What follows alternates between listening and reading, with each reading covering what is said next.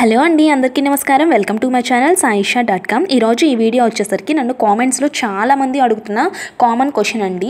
Sister, మా baby యొక్క FHR value అనేది ఇంత ఉంది, నాకు బేబీ బాయ్ పుడతాడా బేబీ గర్ల్ పుడతారా చెప్పండి అని చాలామంది అయితే మెసేజ్ అయితే చేస్తున్నారండి.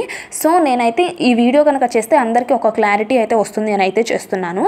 చాలామంది జనరల్గా అడిగే క్వశ్చన్స్ వచ్చేసరికి ఫస్ట్ వచ్చేసరికి బేబీ యొక్క FHR వాల్యూ, బేబీ యొక్క ఫీటల్ హార్ట్ రేట్ అంటే గుండె చప్పుడు ద్వారా మనం బేబీ బాయ్ ఆర్ గర్ల్ అనేది చెప్పొచ్చా లేదా.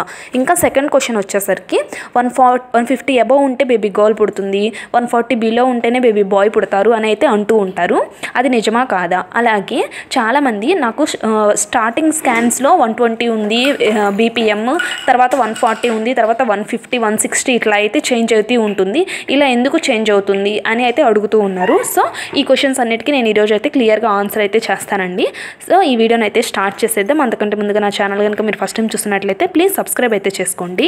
ఫస్ట్ వచ్చేసరికి బేబీ యొక్క గుండె చప్పుడు అనేది ఒక్కొక్క స్కాన్లో ఒక్కొక్క విధంగా అనేది ఎందుకు వస్తుంది. ఫస్ట్లో 120 ఉంటుంది, తర్వాత 130 140 150 160 ఇట్లా అయితే చేంజ్ అవుతూ ఉంటుంది. ఎందువల్ల చేంజ్ అవుతుంది అంటే అసలుకి బేబీ యొక్క గుండె చప్పుడు అనేది మదర్ యొక్క హెల్త్ కండిషన్ పెట్టి, బేబీ యొక్క హెల్త్ కండిషన్ పెట్టి, మదర్ యొక్క ఫీటల్ హార్ట్ రేట్ని అంటే మదర్ యొక్క గుండె చప్పుడుని పెట్టి వీటన్నిటిని బేస్ చేసుకొని బేబీ యొక్క గుండె చప్పుడు అనేది ఉంటుంది అండి. మీకు ఒక్కొక్క స్కాన్లో ఒక్కొక్క విధంగా అయితే వస్తుంది, ఒక్కసారి ఒకలాగా అయితే అస్సలు రాదనమాట. స్టార్టింగ్లో మీరు చూసుకుంటే 120 అట్లానే ఉంటుంది, కొంచెం మంత్స్ అనేది పెరిగే కొంది 140 150 అట్లా అయితే వస్తుంది, కొంతమందిలో తగ్గుతూ కూడా అయితే ఉంటుంది అనమాట.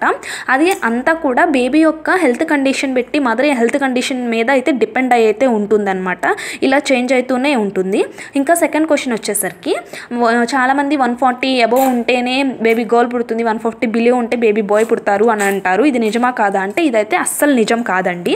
చూసారు కదా మీరు, ఇప్పుడు నేను చెప్పాను కదా ఒక్కొక్క స్కాన్లో ఒక్కొక్క విధంగా అయితే ఉంటుంది. సో మీకు ఫస్ట్ 120 ఉంటే బేబీ బాయ్ పుడతారు అనుకుంటారు, తర్వాత 140 అబవ్ ఉంటుంది అంటే బేబీ గర్ల్ అయితే పుడుతుందా? కాదు కదా. సో ఇది 140 అబవ్ ఉంటే గర్ల్, 140 బిలో ఉంటే బాయ్ అనేది అస్సలు అయితే నిజమైతే కాదు, అస్సలు అయితే నమ్మకండి. ఇంకోటి వచ్చేసరికి అందరూ జనరల్గా అడుగుతున్న క్వశ్చన్, బేబీ యొక్క ఫీటల్ హార్ట్ రేట్ అనేది పెట్టేసి బాయ్ గర్ల్ అని అయితే అడుగుతున్నారు. అసలుకి ఎవరు కూడా బేబీ యొక్క ఫీటల్ హార్ట్ రేట్ని పెట్టయితే బాయ్ గర్ల్ అనేది అస్సలు చెప్పలేరండి.